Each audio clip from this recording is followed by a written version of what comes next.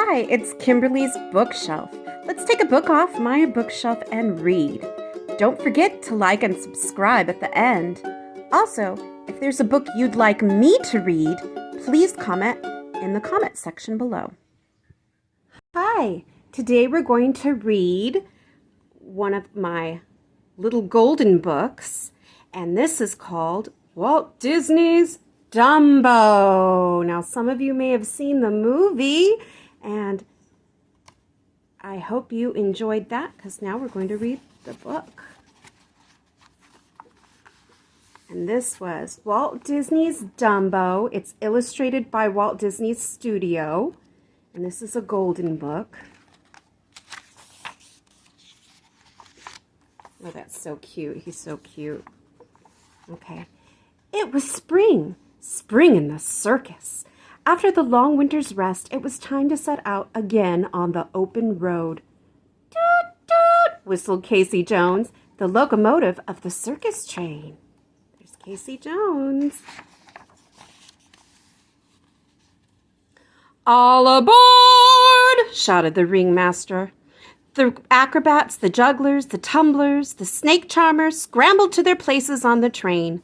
The keepers locked the animal cages. Then, with a jiggity jerk and a brisk poof poof, off sped Casey Jones. The circus was on its way. Everyone was singing. Everyone was happy. Happiest of all was Mrs. Jumbo, for in her stall was a chubby, brand new baby elephant. Though the other animals called the baby Dumbo, his mother loved him dearly, even though his ears were big. At night, while the baby animals slept, Casey Jones whistled and puffed, hauling the long train to the city where the circus was to open its show. There they go over that bridge. Ooh, it was dark when he pulled into the station. Rain poured down hard, but the circus began to unload. The roustabouts jumped down from the freight cars.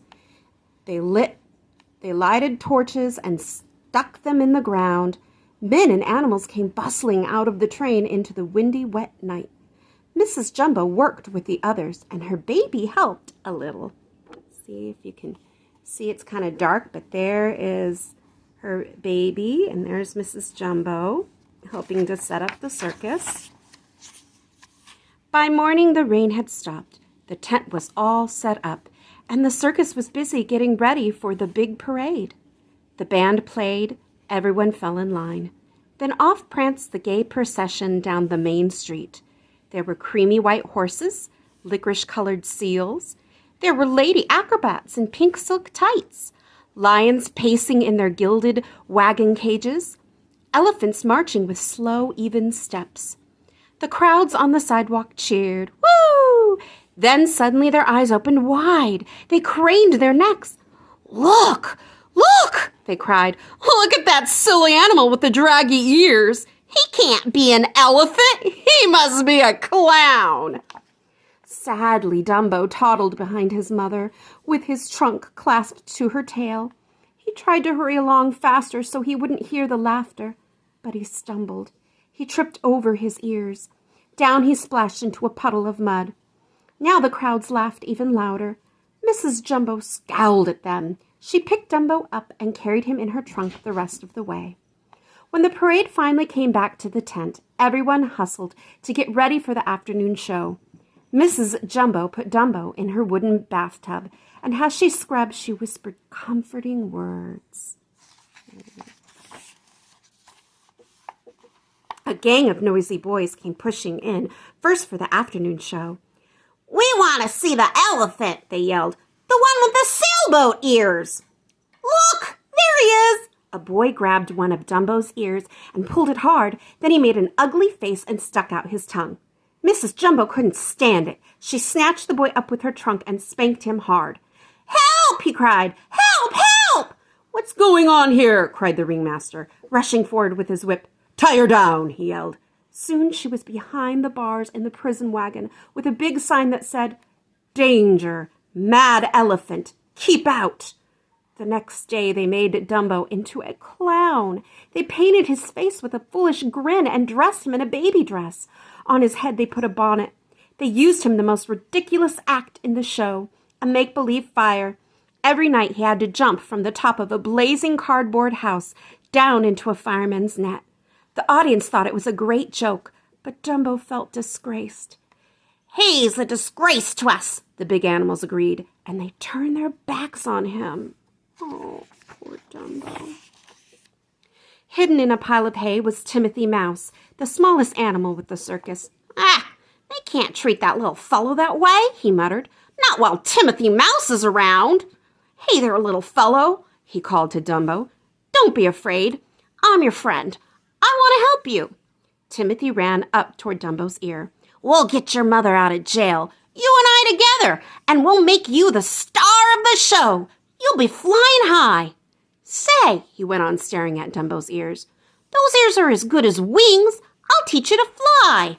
Quietly, Dumbo crept out of the tent with Timothy, and soon they came to the prison car on a siding. See, there's Timothy talking to Dumbo. Dumbo told his mother all about the clown act and how unhappy he was without her, and about the wonderful idea Timothy had for making him a success. Mother Jumbo listened sympathetically, stroking him gently with her trunk. "Don't you worry, baby," she told him. "You're having a hard time now, and I'm sorry I can't be with you to help. But just remember always to do your best, and as Timothy says, you'll soon be flying high." Then sadly they said good night, and Timothy and Dumbo continued on their way. Out on the bare fields in the starlight they went to work. With Timothy as teacher, Dumbo practiced running and jumping and hopping. She is hugging her baby. He stretched out his wings and flapped them. 1, 2, 3, 4. But hard as he tried, Dumbo could not leave the ground. At last, almost too tired to stand, the two friends gave up and started gloomily back toward the sleeping circus. "Don't worry, Dumbo," Timothy whispered as he curled up on Dumbo's hat brim for a good night's sleep. "We'll have you flying yet." So Dumbo fell asleep with a tired smile on his face and a beautiful dream in his heart. In the dream, he was flying as easily and gracefully as a bird, soaring through the air high above the circus. It was a wonderful dream, and it seemed very real to Dumbo. When the morning sun rose, Timothy was the first to awaken. He blinked and looked up. Just above him, 4 old black crows sat and stared at him. See, there they are. 1, 2, 3, 4. Why? Yawned Timothy, rubbing his eyes. "Where am I?" "You're up in our tree," snapped the crows crossly. "That's where you are." "Tree?" gasped Timothy. He looked around. Sure enough, there he was, sitting on a branch. He and Dumbo were up in a tree. The ground was far, far below. But how did we get here?" he stammered. "How?" cackled the crows. "You and that elephant just came a-flying up." "Flying?" Timothy yelled. Dumbo, wake up! Dumbo, we're up in a tree! You flew here!" Slowly, Dumbo opened his eyes. He glanced down. He gulped. Then he struggled to his feet. But suddenly he slipped on the smooth tree bark and fell. Down, down, down. He bounced from branch to branch, with Timothy clinging to his trunk. Plonk! They landed in a shallow pond just underneath the tree. The crows chuckled and cawed from above. Timothy scrambled up out of the water and wrung out Dumbo's tail. "Dumbo," he panted, "you can fly! If you can fly when you're asleep, you can fly when you're awake! Your ears, Dumbo, they're your fortune!"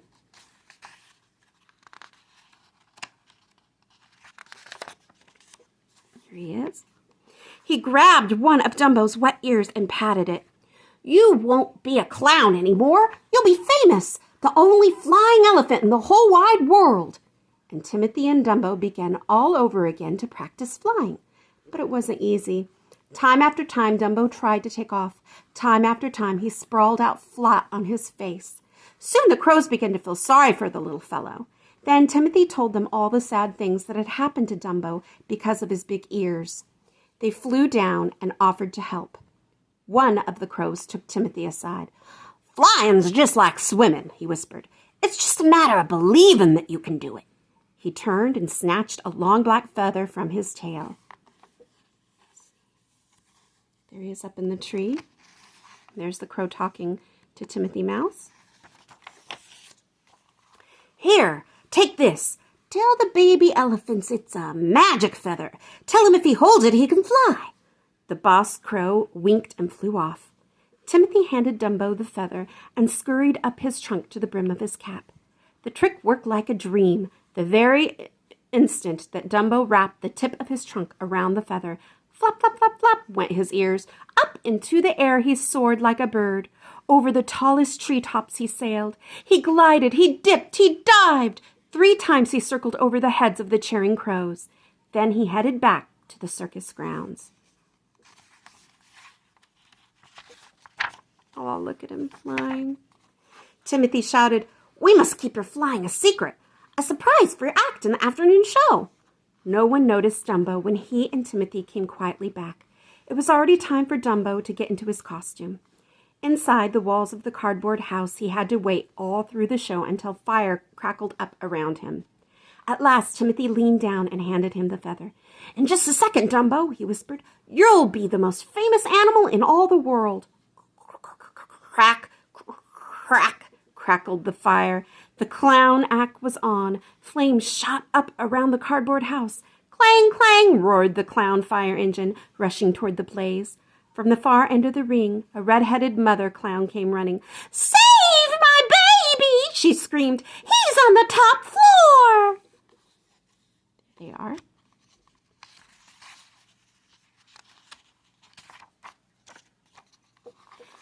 The fireman brought a big net and held it out. "Jump, my darling baby, jump!" shrieked the mother clown. Dumbo jumped, but as he jumped, the black feather slipped from his trunk and floated away. Now his magic was gone, and Dumbo plunged down like a stone. "You can fly!" Timothy shouted frantically. "The feather's a fake! You can fly!" Dumbo heard the shout and doubtfully spread his ears wide. Not 2 feet above the net, he stopped his plunge and swooped up into the air. A mighty gasp arose from the audience. They knew it couldn't be, but it was. Dumbo was flying. While the crowd roared its delight, Dumbo did power dives, loops, spins, and barrel rolls. He swooped down to pick up peanuts and squirted a trunkful of water on the clowns. The keepers freed Mrs. Dumbo and brought her to the tent in triumph to see her baby fly. So all of Dumbo's worries had come to an end. By evening, Dumbo was a hero from coast to coast. Timothy became Dumbo's manager, and he saw to it that Dumbo got a wonderful contract with a big salary and a pension for his mother. There he is flying.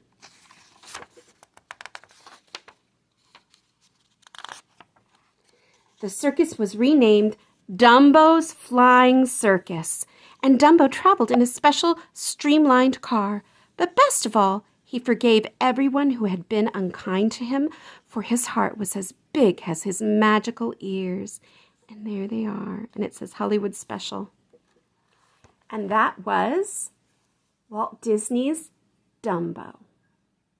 Thank you for reading with me. Don't forget to subscribe and like this page.